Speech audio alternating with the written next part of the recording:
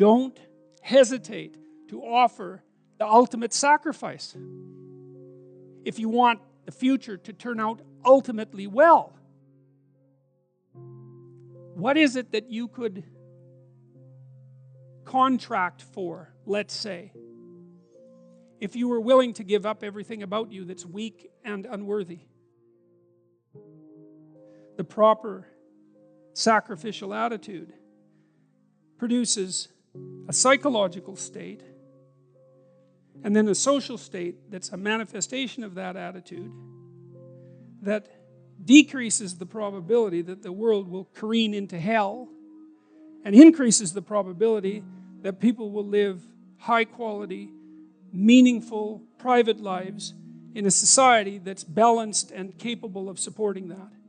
And none of that seems to me to be questionable, really. I also don't think it's anything that people don't actually know.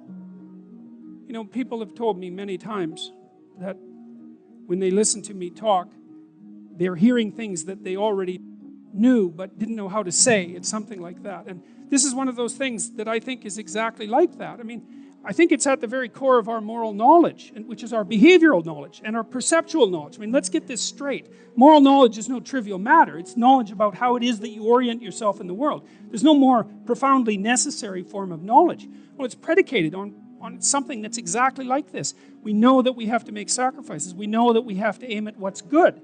So then why isn't that we don't aim at what's best and make the sacrifices that are necessary in order to bring that into play? I think it seems to me that in some sense that's self-evident. The question is why we don't do it, but there's answers to that too. Life is hard and it hurts people. It's rife with limitation. And some of it's arbitrary. And some of it's unjust, and some of it's worse. Some of it's malevolent, which is even worse. It's not surprising that that combination of vicissitude can turn people against being. But I think even when that happens, and even when people have the kind of history that if they revealed to you, you would say, well, it's no wonder you turned out that way.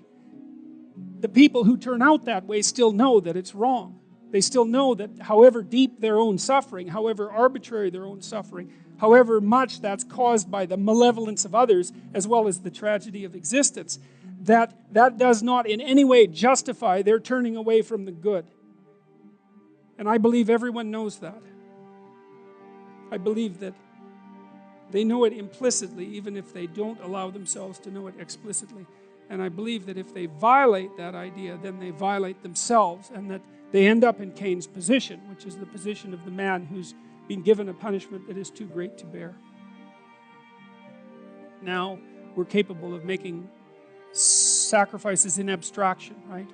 To conceptualize a future that we want, to let go of the things that are stopping us from moving forward, and to free ourselves from the chains of our original preconceptions.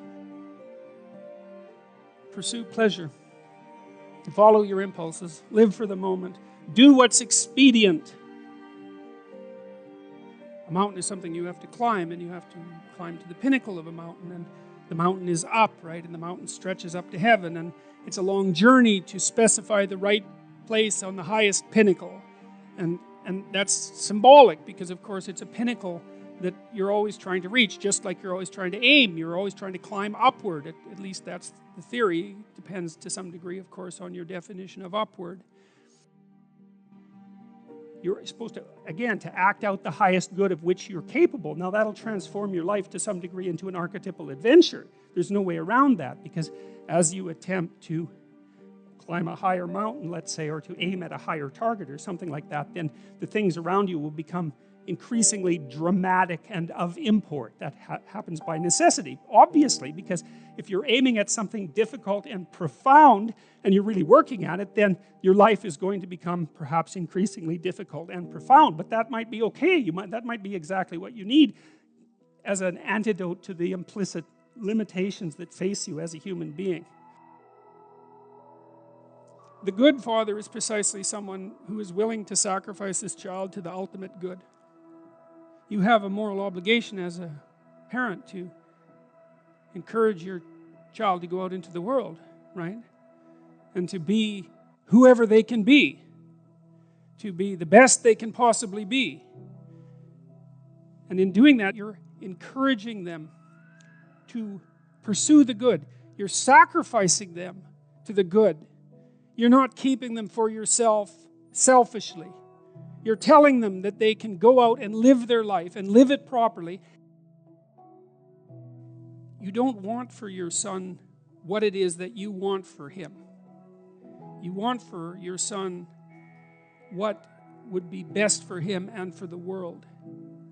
And you let go in precise proportion to your desire to have that happen. When you have an infant, you do everything for the infant because the infant can do nothing for him or herself. But as the infant matures and is increasingly capable of doing things for him or herself, then you pull back, right? You pull back, and every time the child develops the ability to do something, you allow them or encourage them to do it, and you don't interfere. So if your child is struggling getting dressed, well, obviously there's some times that you help them, but mostly you let them learn so that they can know how to do it in the future. That's better for you, and it's certainly better for them. There's a rule if you're working with the elderly in an old age home, and the rule is something like, don't do anything for any of the guests, let's say, that they can do for themselves, because you compromise their independence. And so as a mother, you pull back and you pull back, and you let your child hit him or herself against the world, and you fail to protect them. But by failing to protect them, you encourage and ennoble them to the point where you're no longer necessary. Now, they may still want to see you, and it would be wonderful if that was the case, but the point is that you're supposed to remove yourself from the equation by encouraging your child to be the best possible person that person can be. And you sacrifice your desires, all of your desires to that, your personal desires, even your desires for your child in relationship to you. Because you want them to move forward into the world as a light, right? As a light on a hill. That's what you want, if you have any sense. And so you don't get to keep your children at home because you need them. If you don't know what you're doing, you don't know where you are, and you don't know where you're going. And if you're in a place where you don't know where you are or where you're going, you're in danger. Because that's unmapped territory, and God only knows what lurks in unmapped territory. If you're so confused and disoriented that you don't know where you are or where you're going, there are predators of the spirit who are much worse than snakes that are waiting for you. And the probability that you'll move from aimless, hopeless, joyless anxiety to nihilism, corrosive bitterness, and genocidal fantasy in the fundamental extreme is very high. It's like, well, I just want to be happy. It's a slogan. It's the most common slogan of our time, I would say, and it's such a preposterous slogan. It's like, what do you mean just? You just want to be happy. That's all. That's all you want. That absolute impossibility. You want bliss unending, no matter what you do, and that's all you want. It's not exactly a small ask, let's say, because it's the same thing as asking to dwell permanently in paradise. It's something like that. And then it also isn't true. That isn't what you want. If you do careful analysis of what people mean when they say they just want to be happy, what they mean is they don't want to suffer stupidly. We're much more concerned with not experiencing an excess of negative emotion than we are with experiencing a surfeit of positive pleasure. So first of all, we don't mean we just want to be happy. We mean, please don't make us too miserable. And fair enough, that's reasonable. But then even on the happiness front, even on the absence of misery front, that's not true. It's like it isn't obvious at all that we want happiness. It isn't even obvious that we want absence of misery. What's really obvious is that we want an adventure.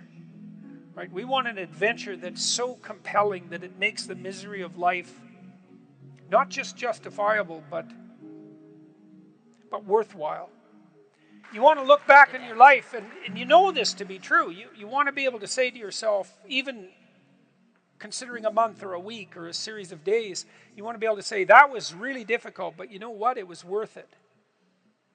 And I think that's what you want from your life. It's something like, you know what, that was difficult, but it was worth it. And that meant that the adventure was so great that it justified the difficulties. And so then the question is, and here's the question, where do you find the great adventure of your life? Well, how about in truth? Well, why? Because you don't know what's going to happen if you tell the truth. It's a mystery. It's going to lay itself out for you. And so that's an adventure, because you literally do not know what's going to happen. You have to let go of knowing what's going to happen. And so then you have that adventure, and then what is also the case is that it's you that's having the adventure. Right? Because if what you're doing is living in truth, that's you. That truth is you. And so that means that whatever happens when you tell the truth is your adventure. And then you think, well, I'm using deception. It's like, well, maybe you are, but maybe deception is using you. And then maybe it's the spirit of deception that's having the adventure of your life. And then you might ask yourself, well, why are you so miserable and unhappy? And the answer would be, well, the spirit of deception is having the adventure of your life. You're not even there. Because if you're not living in truth, you're not there, obviously. What's there is the spirit of deception. And you might think that's your deception, but I would be very careful about thinking that, because there have been centuries of meditation on the nature of the spirit of deception. And the answer isn't that the spirit of deception is you. The answer is that the spirit of deception is something that possesses you, convinces you that it's you. And that's not something you want to fall into the clutches of.